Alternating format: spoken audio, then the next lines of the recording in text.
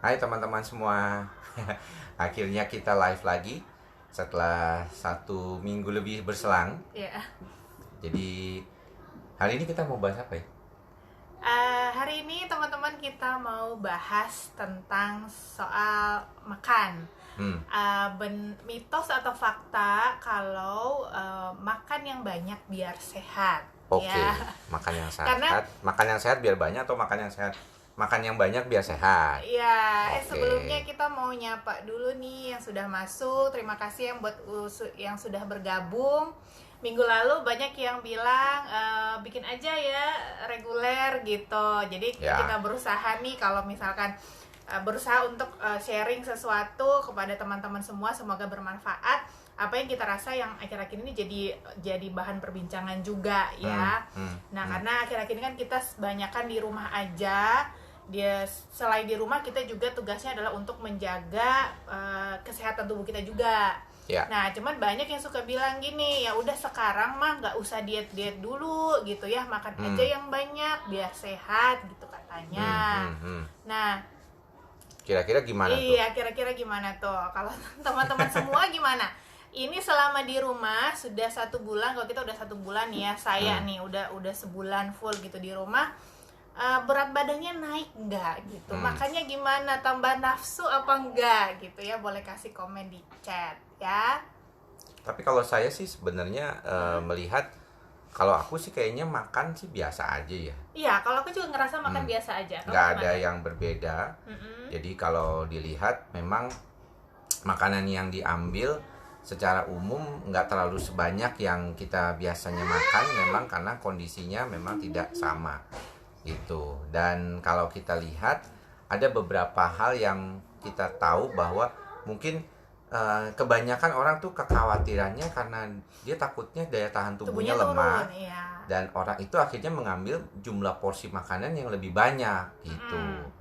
Nah, makanya kenapa kemarin ada beberapa meme yang disebutkan di Iya. beberapa Instagram, dikatakan bahwa kok nanti abis work from home kitanya nggak bisa keluar rumah karena saking gemuknya, Iya, kayak iya. gitu. Padahal sebenarnya nggak begitu ya. Iya, bener banget. Jadi sebenarnya yang ya makan banyak biar sehat itu mitos sebenarnya ya. Jadi yang benar itu adalah makan makanan yang bergizi dengan porsi yang seimbang biar sehat. Nah, itu baru benar ya. Ya. Jadi karena kalau makan banyak itu apa ya dulu yang dimakan ya enggak? Nah, karena kebanyakan kalau makan banyak itu selama ini ya, kebanyakan tuh yang dimakan tuh adalah karbo. Jadi mungkin nih ya udah nasi goreng misalkan 1 piring, udah makan aja, abisin gitu biar sehat katanya gitu kan. Nah, tapi yang dimakan itu 1 piring nasi semua gitu kan, proteinnya sedikit. Nah, itu bikin gemuk yang pasti gitu kan kalau kebanyakan karbohidrat gitu. Benar gak? Jadi sebenarnya kalau selama ini memang saya malah ketika menjalani PSBB yang baru sejak kemarin sebenarnya, tapi kita dari sebelumnya kan sudah memang banyak di rumah ya, terutama anak-anak. Walaupun saya sih masih sering kali keluar rumah untuk praktek sehari-hari, dan saya sih biasanya tahu bahwa ketika kita pergi keluar rumah itu tetap akan ada energi daripada di rumah saja.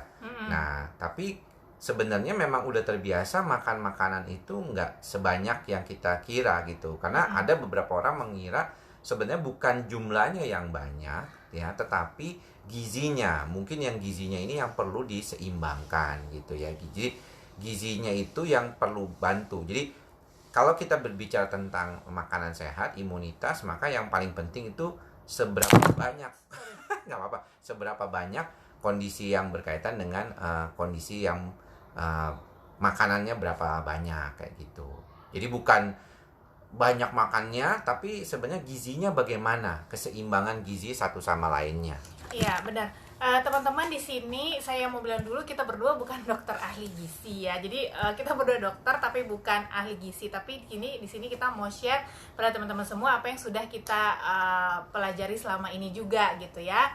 Dan kalau untuk makanan memang kan kita semua butuh makronutrisi sama mikronutrisi ya.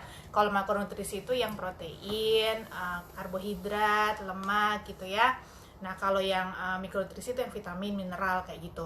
Nah, kalau makanan yang sehari-hari kita makan itu pastinya kan ada karbohidrat, protein, lemak gitu. Kalau misalkan makan siang, makan malam yang seporsi nasi, lauk, sayur gitu. Nah, cuman memang yang perlu diperhatikan adalah komposisinya gitu, teman-teman. Karena kalau karbohidrat itu apa aja termasuk nasi ya, segala macam nasi, kemudian tepung-tepungan dan turunan-turunannya. Jadi termasuk kue, roti, terus camilan-camilan. Nah, itu tuh karbohidrat juga ya. Pempek, siomay gitu ya. Yang dari sagu dan terigu dari ya itu sagu karbohidrat itu juga karbohidrat juga. Bakso juga itu kayaknya menurut saya banyakkan karbohidratnya dibandingkan proteinnya karena banyakkan tepung terigu biasanya gitu ya. Nah, jadi karbohidrat itu makanan dia tuh penyimpan gitu teman-temannya. Jadi maksudnya kalau kita makan itu akan membuat kita lebih cepat kenyang, tapi lebih cepat laparnya juga gitu. Nah, makanya kalau teman-teman perhatikan deh, kalau misalnya banyak makan nasi atau karbohidrat dan pokoknya segala macam karbohidrat itu ya, itu tuh kita berasanya sering lapar, jadinya kok lapar terus gitu kan, padahal baru makan kok lapar. Nah, coba deh kalau misalkan makanannya itu banyakkan protein, jadi banyakkan ikan atau tempe, tahu, telur, terus daging ayam ya, daging-dagingan gitu. Nah, itu biasanya kenyangnya lebih lama. Lebih lama ya. Tapi mungkin teman-teman tuh mengetahui bahwa mengapa belakangan ini ketika kita agak stres, itu cenderungnya kita tuh akan minum dan makanan yang mengandung gula tinggi. Nah, kenapa? Ya, karena tadi kan disebutkan oleh kamu ya bahwa karbohidrat itu sangat sering kali dimakan oleh kita. Iya. Memang dari sejak dulu kita sering kali disuruh makan nasi lebih banyak ya. Kalau orang tua kita tuh suka bilang nasinya yang banyak gitu ya. Habisin gitu. Nah, habis ya. Tapi kenapa ya pada saat kondisi seperti ini kita melihat bahwa orang akan cenderung makan makanan yang manis. Nah, kenapa? Karena karbohidrat kompleks itu dengan karbohidrat sederhana seperti nasi itu akan lebih mudah dicerna yang karbohidrat sederhana. Gulanya langsung tinggi. Makanya kalau kita makan, kita cek gula darah langsung tinggi. Kita minum makanan atau minuman manis itu dalam tempo singkat akan tinggi. Dan itu adalah energi memang untuk otak. Ya, jadi otak kita itu memang lebih senang dengan makanan dan minuman yang manis. Karena itu seperti kayak energizer. Dan kalau teman-teman rasanya lebih stres dalam kondisi belakangan ini, maka kecenderungan makannya jadi agak sedikit senang yang lebih manis daripada yang tidak. Nah, inilah yang menjawab mengapa banyak kita bilang banyak informasi-informasi. Hati-hati nih sekarang saat di rumah saja banyak ngemil, banyak makan-makan yang manis karena kecenderungannya kita akan lebih dominan menggunakan ini ya, makanan-makanan manis untuk membuat kita lebih enak gitu. Otak kita lebih kayaknya lebih tenang, lebih Kenapa? Saya juga mengalami hal tersebut. Dulu waktu saya kalau Sabtu praktek itu kan ramai ya, pasien saya bisa sampai 25 satu hari, dari pagi saya praktek sampai sore. Bahkan malam ya, baru pulang sekitar jam 7. Nah, itu saya lebih menyukai minum manis, kopinya juga pakai gula. Yang gulanya tuh agak banyak. Biasanya cuma 1 gula aren saya biasanya minumnya. Terus kemudian jadi lebih banyak pakai gula. Karena rasanya tuh lebih energize, lebih nggak stressful gitu ya dibandingkan kalau misalnya tidak memakai gula. Jadi itu ya yang bisa mungkin teman-teman bisa, oh ternyata kenapa kalau sekarang saya stres lebih cenderung makan dan minuman yang manis daripada yang tidak manis, karena protein itu nggak terlalu manis kan, nggak enak gitu, maksudnya agak lama lagi dikunyahnya kalau daging kayak gitu. Nah, jadi gimana nih kalau misalkan di situasi kayak gini, jadi supaya kita ngurangin itu kayak gimana? Sebenarnya yang paling penting adalah kalau misalnya yang sederhana tipsnya itu banyakin minum air putih. Benar. Ya, jadi kalau sederhana, saya kok lapar mulu, kepengen makan yang manis, minum yang manis. yang paling sering ya minum air putih lebih banyak. Udah, cara gampangnya itu aja. Kalau yang lain-lainnya ya makan dan minum seperti biasa. Tadi kita sudah bilangin komposisinya, kalau bisa gimana? Kalau komposisi menurutmu yang paling bagus itu karbohidratnya berapa persen, proteinnya berapa persen, lemaknya berapa persen? Kalau yang saya pakai saat ini adalah karbohidrat itu cukup 30% dari total semua. Jadi sisanya itu protein, fiber gitu ya, sayuran, ya banyakin sayuran sih, buah nggak terlalu banyak karena buah yang kebanyakan juga itu kan buah ada gulanya juga ya, meskipun gulanya jenisnya beda, tapi kalau kebanyakan tetap aja itu nggak bagus gitu. Jadi cukup 30% karbohidrat nasinya gitu ya, jadi banyakin lauk sama sayur gitu. Nanti ada buah, cuman memang buah harus dipertimbangkan juga, jangan buah yang terlalu manis, sama ya porsinya sewajarnya lah, nggak usah terlalu banyak gitu. Nah itu kalau yang saya jalani selama ini, dan itu berhasil tidak menaikkan berat badan gitu, jadi stabil segitu aja gitu. Tadi kita ngomongin apa soal kalau stres ya, apa namanya, makanya segitu. Nah air putih terutamanya, jadi untuk ngurangin itu ya. Nah kadang-kadang saya juga pernah dengar ya, kalau misalkan sebenarnya itu kalau kita lapar itu sebenarnya nggak harus yang kita butuhin itu makanan. Jadi kadang-kadang tuh wujudnya itu lapar, tapi sebenarnya kita tuh agak kurang cairan, dehidrasi. Jadi ketika kita minum air putih 1 gelas, itu rasa laparnya berkurang. Ya. Jadi bahkan juga beberapa orang menganjurkan kalau terutama teman-teman yang lagi mau pengen nurunin berat badannya gitu ya, pengen nurunin massa lemaknya, sebelum makan itu minum dulu 1 gelas air. Setelah makan 1 gelas air lagi, jadi itu lebih cepat kenyang. Dan satu hal lagi yang mungkin perlu diperhatikan adalah masalah tidur. Jadi kalau kita bicara tentang, kemarin kita bicara tentang bagaimana tetap mempertahankan pola yang baik selama dalam masa ya isolasi diri lah ya, kadang-kadang dari work from home atau masa di rumah aja ini. Salah satunya adalah bagaimana kita tetap mempertahankan pola tidur yang baik. Jadi kalau teman-teman semuanya biasanya tidur itu di jam 11-12, maka tidurlah di jam seperti itu saja ya, jam 10, bahkan ada beberapa teman yang jam 10, jam 12 tidur.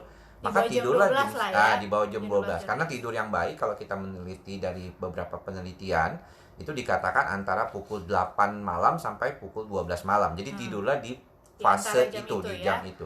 Nah, mengapa? Karena ketika kita mulai begadang ya, mulai di atas jam 11 tidur, jam 12 tidur, mulai ada perasaan lapar, dan itu cenderung akan membuat kita ngemil makanan-makanan yang mungkin harusnya tidak. Kenapa? Saya membuktikannya sendiri. Jadi kalau di atas jam 11 malam, apalagi nonton itu ya, nonton film lah, video seperti itu, saya mulai tuh merasakan bahwa wah ini kayaknya saya kepengen makan gitu ya, rasanya tuh kepengen ngemil. Dan kalau ada cemilan apapun itu, snacks ataupun kue sih nggak suka saya sih terlalu ya, tapi biskuit ya mungkin itu camilan, pokoknya snacks itu luar biasa, itu bikin kita kepengen makan. Kalau udah makan sedikit ketagihan loh, kan? Makanya nggak heran dulu waktu jaga malam suka makan Indomie rebus sama telur. Jadi wow, luar biasa itu 600 kalori itu ya. Padahal kebutuhan kita nggak terlalu setinggi itu gitu sehari-harinya. Nah, teman-teman kadang-kadang mengatakan bahwa bagaimana sih balancingnya ya? Taunya dari mana sih kita kebutuhan kalorinya itu? Sebenarnya paling cara gampang gimana kalau dari dirimu? Kalau aku kan sudah tahu nih, misalnya dengan usia segini 41 ke 42 tahun, tinggiku cuma 162, berat badan sekitar sekarang tuh 69 lah. 69 itu cukup kebesaran sih kalau dihitung BMI-nya gitu ya. Tapi kalau dihitung secara kasar, kebutuhanku itu sekitar 1800 kalori. Makanya usahakan banget makan itu paling tinggi 2000 kalori, itu pun harus olahraga. Karena kalau enggak nanti numpuk tuh makanan itu kayak gitu. Benar. Jadi kalau teman-teman yang harus diketahui juga posisi kalian saat ini tuh di mana. Jadi maksudnya memang sudah idealkah gitu ya, atau ada overweight atau bahkan obesitas. Jadi kan pertama tuh ya kita ukur berat badan, tinggi badan. Kalau misalnya patokan pertama mungkin bisa pakai body mass index itu ya, yang berat badan dibagi dengan tinggi badan dalam meter kuadrat gitu. Nah, kalau misalkan udah lebih dari 23 itu untuk orang Asia yang saya baca itu masuknya overweight, tapi kalau udah lebih dari 30 itu IMT-nya itu kan obesitas gitu. Nah, cuman memang kalau IMT ini dia hanya berdasarkan berat badan sama tinggi badan. Ya, kadang-kadang susahnya, kadang-kadang ada beberapa temen yang sudah berolahraga dan cukup bagus, masa lebih, ototnya cukup. Nah itu nggak bisa dipakai sebenarnya ya, itu nggak bisa dipakai karena kalau berat badan itu kan udah total semua ya, udah massa lemak, massa otot, kemudian udah termasuk berat organ dalam kita, termasuk berat air, tulang gitu ya. Nah, kalau misalkan kita mau idealnya itu kan semestinya otot sama lemaknya gimana gitu ya. Harusnya ototnya lebih banyak gitu, lemaknya ada presentasinya lah gitu. Makanya lebih enak kalau misalnya teman-teman bisa timbang pakai timbangan yang analisa tubuh itu loh. Ada merek Omron gitu ya, ada Tanita ya. Di toko online sih banyak, saya lihat kalau misalnya mau beli boleh dulu juga. Dulu sih gitu. Biasanya teman-teman yang fitness itu diukur. Pasti diukur. Atau gitu kalau ya. datang ke dokter gizi mereka biasanya tuh diukur. Mereknya sih banyak macam, tadi sudah disebutkan. Dan biasanya kita tahu bahwa kadar otot yang untuk laki-laki itu yang bagus sih banget ya sekitar 15-20% sebenarnya begitu. Masa ototnya itu gitu ya. Tapi kadang-kadang ya kurang. Kalau lemak, kalau untuk massa lemak. Masa otot, massa lemak 15-20%. Makanya lebih bagus di bawah 20% lemaknya gitu. Jadi muscle semua gitu kalau bisa, tapi jarang dan begitu. Kalau perempuan itu di bawah 30% ya. Jadi kalau ukur massa lemak itu sebaiknya di bawah 30%. Kalau yang udah kotak-kotak tuh itu biasanya 25-26% tuh perempuan. Kalau laki sih itu yang kotak-kotak tuh di bawah 15, di bawah 10%. Nah, itu jadi sebaiknya sih lebih bagus lagi kalau bisa cek itu, kemudian bisa cek juga lemak visceral gitu ya, lemak yang meliputi organ dalam kita tuh berapa. Idealnya kan di bawah 9 kalau untuk kita gitu ya. Nah itu yang sebenarnya perlu diukur. Tapi kalau misalnya teman-teman nih nggak punya timbangan kayak gitu, belum punya budget untuk beli timbangan kayak gitu, yang paling gampang sebenarnya ukur lingkar perut ya. Iya, lingkar perut dan sebenarnya sama lemak ini ya, lemak di daerah lengan tuh. Perempuan terutama seringkali kan masalahnya di lemak di daerah lengannya juga kadang-kadang. Tapi yang terutama itu lingkar perut. Jadi kalau perempuan idealnya itu di bawah 80 cm ya. Kalau laki-laki itu di bawah 90 cm untuk lingkar perut yang lewatin pusar ya. Gitu. Jadi bisa ukur itu. Kalau misalnya memang lebih dari itu, nah mungkin itu sudah pertanda buat kamu untuk mencari cara gimana nih untuk mengurangin massa lemak ya. Karena kalau teman-teman tahu kan sekarang udah nggak ada lagi tuh kata-kata nggak apa-apa gemuk yang penting sehat ya. Karena kalau misalnya udah masuk gemuk itu berarti udah suatu kondisi yang perlu diperhatikan, karena kan efeknya banyak ya kalau misalkan sudah obesitas. Ya, obesitas ini sekarang dianggap sebagai suatu gangguan. Nah, memang dulunya ada beberapa keadaan mungkin yang disebut body shaming gitu. Jadi kalau teman-teman dikatain gemuk di media sosial itu dikatakan kita melakukan body shaming. Sebenarnya sih menurut saya tergantung ya. Jadi kalau kita lihat banyak awalnya tadinya selebriti lah ya, selebriti yang tadinya gemuk kemudian sekarang menurunkan berat badannya ya dan memberikan tips-tipsnya. Contohnya Huges gitu, Dewi Huges dulu. Terus kemudian juga salah satu penyiar dari di Gen FM, Cikemal ya, juga menyatakan caranya bagaimana menurunkan berat badan. Jadi banyak kesadaran tentang berat badan yang menurun. Dan obesitas ini salah satu juga yang penting untuk diperhatikan, karena tentunya kalau kita terlalu obes, terlalu gemuk, itu akan lebih mudah mendapatkan penyakit-penyakit yang sifatnya itu penyakit degeneratif ya, seperti kencing manis ya.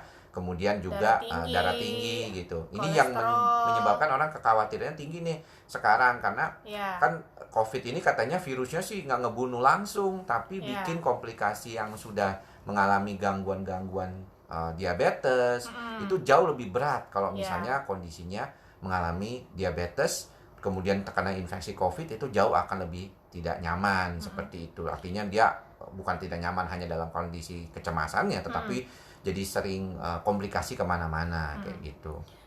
Bener banget. Aku ingat juga waktu masih kerja di rumah sakit ya, itu kan kalau misalnya banyak pasien DBD. Nah sekarang ini kan juga lagi masa banyak DBD ya. Itu seringkali orang yang kurus dengan pasien yang kurus dengan pasien yang obes yang kena DB itu lebih berat pasien yang obes gejalanya kalau pas kena DB itu. Jadi memang kalau misalkan obesitas itu menjadi perhatian kita juga ya, jangan sampai masuk ke situ, berusaha untuk mencari caranya gimana supaya komposisi badan kita itu lebih ideal gitu ya. Paling penting memang itu adalah makan ya, nggak peduli misalkan mau kita udah olahraga kayak gimana, minum suplemen apapun, tapi kalau makannya nggak dijaga tetap aja gitu ya. Jadi nomor satu itu makan, bener-bener makannya harus diatur.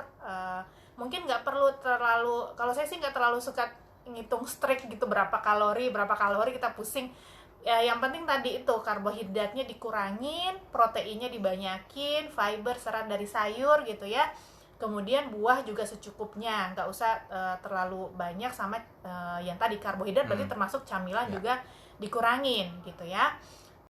Kalau saya sekarang itu pakai sedang mencoba, sudah beberapa udah sebulan lebih inilah ya, mencoba namanya intermittent fasting gitu. Jadi itu lumayan. Jadi teman-teman, saya berarti terakhir makan jam 8 malam, baru makan lagi itu jam 12 siang gitu. Jadi puasa 16 jam, jam makannya itu 8 jam gitu. Jadi skip makan pagi, tapi selama 16 jam itu saya masih bisa minum air putih.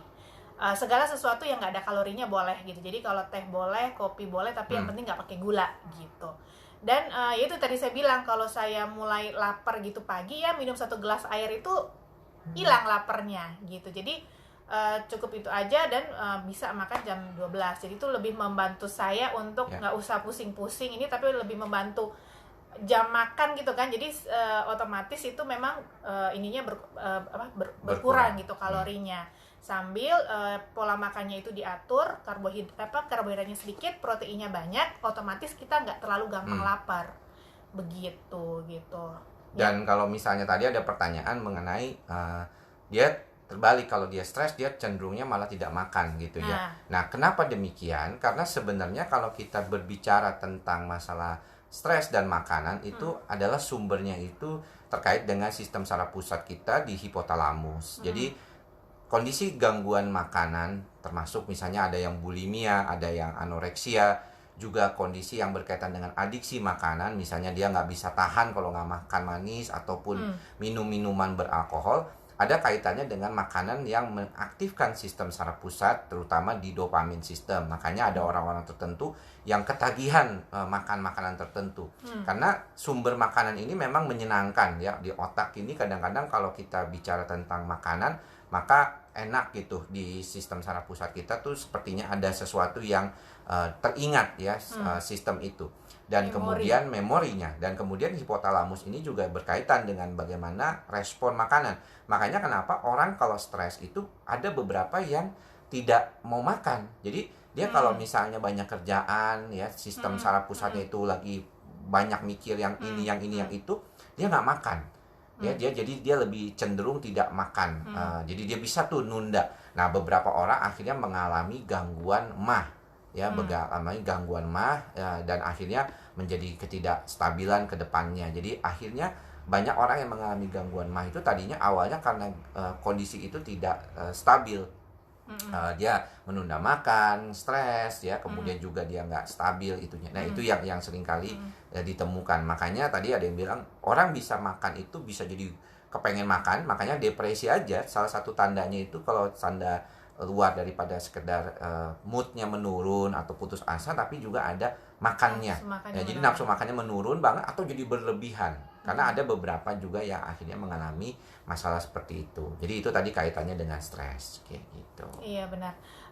Kalau salah satu cara juga adalah supaya kita nggak terlalu makan banyak berlebihan adalah memang kita memperbanyak aktivitas, tentunya aktivitas yang baik, yang positif, yang mungkin pasti kalau aktivitas kerja pasti ada stresornya lah ya. Cuman sebagaimana kita bisa menangannya itu. Karena memang kalau saya juga sendiri kalau memang lagi ada kerjaan yang dikerjain itu jadi nggak terlalu ingat sama makanan gitu kan. Jadi udah jam makan udah makan gitu. Mengurangi camilan gitu kalau misalnya ada pekerjaan itu rutin dilakukan. Tapi kalau lagi bosen, nah itu tuh baru kepikiran kayak gitu ya. Sama teman-teman perlu ingat juga kalau untuk usia-usia ya kayak kita nih udah di atas 35 tahun gitu ya, metabolisme kita tuh makin melambat ya. Nggak kayak waktu masih muda. Dan memang ada beberapa tipe orang yang kalau makan banyak pun tetap aja badannya kurus gitu. Ada kan ya yang sampai tua juga kayak gitu. Iri banget tuh kita sama orang seperti itu ya, yang metabolismenya cepet banget, apa aja dimakan dibakar gitu, jadi nggak gemuk-gemuk orangnya. Ada memang seperti itu. Tapi kalau misalnya mungkin kita, sebagian besar dari kita termasuk saya sama suami saya ini sebenarnya tipe yang gampang gemuk ya nggak. Jadi kalau makan apapun itu tuh ini gitu, maksudnya lebih cepat gemuknya karena mungkin memang juga kita metabolismenya udah makin melambat ya, nggak kayak dulu lagi gitu. Nah, ya, makanya itu benar-benar harus diperhatikan. Kalau laki-laki itu kalau udah di atas 30-an sebenarnya mulai melambat ya. Cuman ada beberapa, makanya nggak heran ada orang-orang yang perutnya buncit begitu. Jadi kelihatannya dominan gejala-gejala perut buncit itu bisa terjadi pada laki-laki udah di atas 30-an. Begitu. Jadi banyak tuh yang paling sering terjadi, dan itu yang membuat problem juga untuk hal-hal yang berkaitan dengan masalah. Karena kalau saya sih kenapa jadi masalah lambung itu menjadi penting, karena hampir 2/3 pasien psikosomatik itu keluhannya lambung. Dan sebenarnya masalahnya lebih terkait dengan dispepsia fungsional. Jadi sebenarnya tidak ada apa-apa di dalam lambungnya, hanya saja pola makannya ini kurang baik ya. Seringkali terganggu dan keadaan itu menjadi kedepannya kurang baik. Jadi salah pilih makan, salah makannya, cara makannya kayak gitu. Jadi ada beberapa teman, ini kan minggu depan kita sudah mau masuk bulan puasa ya. Beberapa teman yang puasa itu sebenarnya tidak masalah walaupun ada gangguan lambung, karena otak kita itu biasanya akan merespon dengan keadaan-keadaan seperti puasa itu. Nah, dia lama-lama dia terbiasa di dalam 2-3 hari sesudah puasa itu biasanya akan stabil kembali. Jadi asam lambungnya tidak meningkat, dia cukup stabil dengan penggunaan makanan yang berkurang seperti itu puasa itu. Jadi kalau respon otaknya baik, sebenarnya nggak ada masalah puasa pada orang-orang yang bahkan mengalami gangguan lambung. Walaupun tetap harus dikonsultasikan ke dokternya ya kalau memang berat keadaannya. Tapi pengalaman saya sih kalau untuk pasien psikosomatik, dia mengalami masalah lambung tidak ada apa-apa. Jadi nggak ada masalah, dia puasa malah lebih bagus. Jadi tubuhnya tuh beristirahat dan beristirahat, tapi jangan pas bukanya dimakan semua. Jadi tetap aja seperti cuman digeser kan makannya gitu, jam makannya kayak gitu. Ya, oke teman-teman. Nah, jadi intinya untuk hari ini ya, kita ngomongin tentang makan. Jadi bukan berarti makan yang banyak biar sehat, tapi saya ulang lagi adalah makan yang bergizi dengan porsi yang seimbang supaya sehat ya. Karena pola makan itu sangat penting. Kemudian yang kedua, kita harus imbangi juga sama olahraga, aktivitas fisik ya. Meskipun hanya di rumah aja, nggak hanya rebahan aja dong kita gitu kan, tapi tetap melakukan pekerjaan harian, beraktivitas di rumah, olahraga ya. Dan kalau misalkan memang kita butuh suplemen bantuan untuk membantu metabolisme kita, karena kalau kita konsumsi suplemen tuh salah tujuannya untuk itu, bantu metabolisme tubuh kita supaya nggak terlalu lambat gitu. Nah itu teman-teman bisa lakukan gitu ya. Tapi intinya tadi yang paling pertama memang pola makannya itu benar-benar harus diperhatikan ya, demi supaya menjaga daya tahan tubuh kita juga di masa-masa seperti ini ya kan. Ya. Oke, itu aja sih dari kita hari ini kayaknya ya. Cukup. Terima kasih buat teman-teman baik di IG saya di Andri Psikosomatik maupun di Facebook saya Feby Runtolalo. Mudah-mudahan kita nanti akan ada sesi selanjutnya di minggu depan dan kita berharap apa yang kita bagikan pada kesempatan kali ini bermanfaat. Teman-teman bisa tinggalkan komen, dan terutama di Feby ya, apa aja yang mau dibahas ya oleh kami berdua. Kalau ada ide atau saran apa yang mau kita bahas, boleh silakan. ya. Teman-teman juga bisa berikan komentar saya di IG saya Andri Psikosomatik di komen saat ini. Teman-teman silakan komen ya di kondisi apa yang kita akan mau bahas, ataupun mungkin kita mau share gitu. Memang ada beberapa pertanyaan yang tadi lebih banyak, kalau saya sih banyak kan ditanya tentang psikosomatik sih ya. Jadi kalau psikosomatik ada ininya sendiri, ada khusus dia aja gitu. Jadi tadi sengaja saya bicara tentang makanan juga yang berhubungan dengan psikosomatik, lambung, puasa gitu ya. Ya kita coba nanti lihat kondisinya gimana. Nah, olahraga memang saya sudah bilang tuh tadi, nanti kita akan bahas di YouTube channel saya. Kebetulan ada bahasan tentang makanan dan hal-hal apa yang harus dihindari oleh pasien psikosomatik lambung. Silakan cek di YouTube channel saya Andri Psikosomatik kalau berkenan. Tapi nanti kalau misalnya berkaitan dengan olahraga, kami akan bikin satu sesi khusus lah tentang olahraga, terutama yang ringan-ringan aja lah, bukan yang terlalu berat atau tidak sampai harus ke gym, karena saat ini lagi tidak bisa ke gym. Oke? Demikian Itu aja untuk hari ini. Terima kasih buat semua yang sudah bergabung. Kalau teman-teman merasakan ini bermanfaat, boleh loh di-share ke orang lain ya. Ya, kalau di YouTube bisa, di Facebook bisa, kalau di IG nggak bisa. Cuman ini bisa, ini akan bertahan hanya 24 jam ke depan. Setelah itu hilang dia. Oke, teman-teman. Ya, thank you semua aja. ya. Happy Makasih. Sunday semuanya. Bye. Ya, bye-bye. Matiin. Ya, ting.